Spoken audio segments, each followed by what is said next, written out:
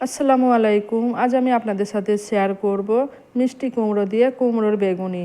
তো এই কুমড়োর বেগুনিকে মুচমুচে ও ফুলকো করার গোপন টিপস আজকে আমি আপনাদের সাথে শেয়ার করব। তো এখানে প্রথমেই আমি কুমড়োগুলোকে এরকমভাবে কেটে নিয়েছি, তবে খুব মোটাও না খুব বেশি পাতলাও না। এরপরে আসুন একটা ব্যাটার বানানো যাক। একটা পাত্রের মধ্যে আমি এবারে নিয়ে নেব পরিমাণ মতো বেসন। তবে ভিডিওটা স্কিপ না করে আপনারা সম্পূর্ণ দেখতে থাকুন, আশা করি ভালো লাগবে। তো এখানে বেসন নিয়ে নিয়েছি, এরপরে বেসনের মধ্যে আমি দিয়ে দিলাম ময়দা। তবে এই কুমড়োর বেগুনি বেশি মুচমুচে ও ফুলকো বানানোর জন্য এই গোপন টিপস হচ্ছে এর মধ্যে ময়দা মেশানো। এরপর আমি দিয়ে দিয়েছি কর্নফ্লাওয়ার পাউডার। তবে আপনাদের হাতের নাগালে কর্নফ্লাওয়ার পাউডার না থাকলে এর পরিবর্তে আপনারা চালের গুঁড়ো ব্যবহার করতে পারেন, তবে কর্নফ্লাওয়ারটা ব্যবহার করলে বেস্ট রেজাল্ট পাওয়া যায়। এরপরে আমি এর মধ্যে দিয়ে দিলাম কালো জিরে। এরপরে আমি এর মধ্যে একে একে সমস্ত রকমের গুঁড়ো মশলা অ্যাড করে দেব। দিয়ে দিলাম লঙ্কা গুঁড়ো, হলুদ গুঁড়ো, একটু ভাজা মশলা,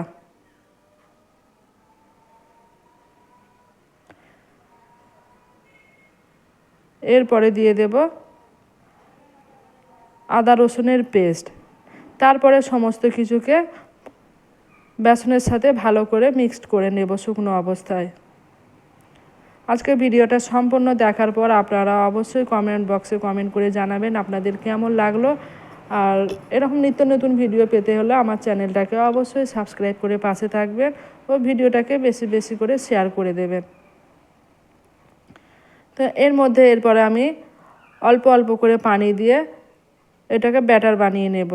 তবে পানিটা কিন্তু একেবারে প্রথমে বেশি দিয়ে দেব না, অল্প অল্প করে পানি বারে বারে দিয়ে এটাকে মাখিয়ে নেব।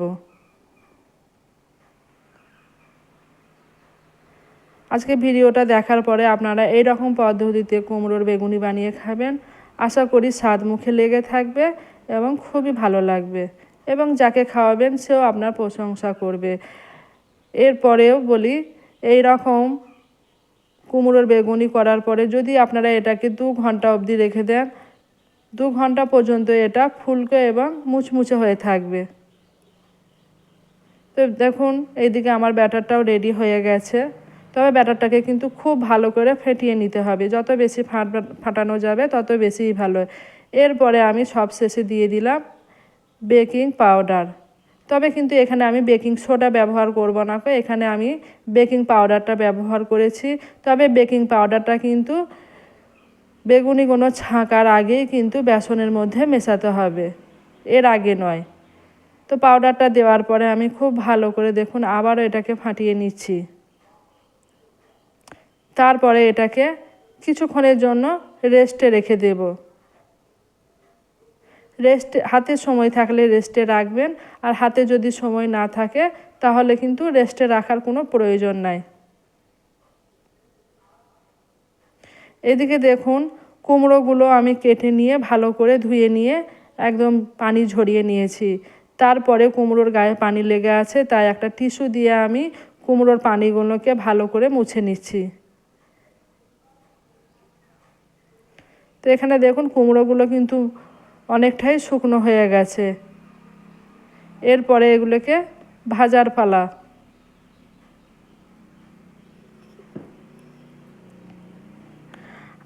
এদিকে গ্যাস ওভেনের মধ্যে কড়াইয়ে আমি তেল গরম করতে দিয়েছি।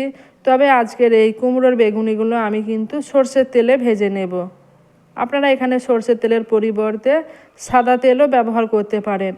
এরপরে দেখুন এক একটা কুমড়োর পিস নিয়ে আমি ব্যাটারের মধ্যে ভালো করে এপিট ওপিট করে মাখিয়ে নিয়ে তেলের মধ্যে একটা একটা করে ছেড়ে দেব। তেলটাকে কিন্তু অবশ্যই খুব ভালো মতো গরম করে নিতে হবে।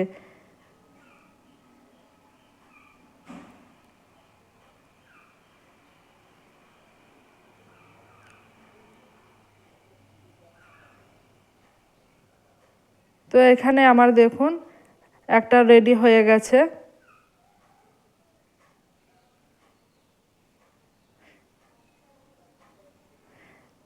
ঠিক একই রকমভাবে আমি আবারও কুমড়োর পিসগুলো নিয়ে ব্যাটারের মধ্যে দিয়ে তেলের মধ্যে ছেড়ে দিলাম। এরকম অবস্থায় কিন্তু গ্যাসের ফ্লেমটাকে মিডিয়াম থেকে লোয়ে করে দেব। যেহেতু তেলটা খুব ভালো মতো গরম হয়ে গেছে, এরপরে বেশি হাইয়ে রাখলে কিন্তু এগুলো পুড়ে যাওয়ার সম্ভাবনা আছে।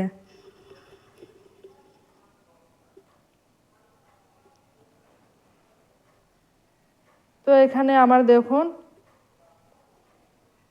আবারও একটু ছেঁকে নিয়েছি, ভালো করে তেল ঝরিয়ে নিয়েছি। দেখতে পাচ্ছেন কতটা ফুলকো এবং মুচমুচে হয়েছে।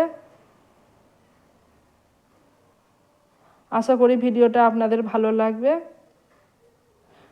তো দেখা হবে পরের আবার অন্য কোনো একটা ভিডিও নিয়ে। সবাই ভালো থাকবেন, সুস্থ থাকবেন।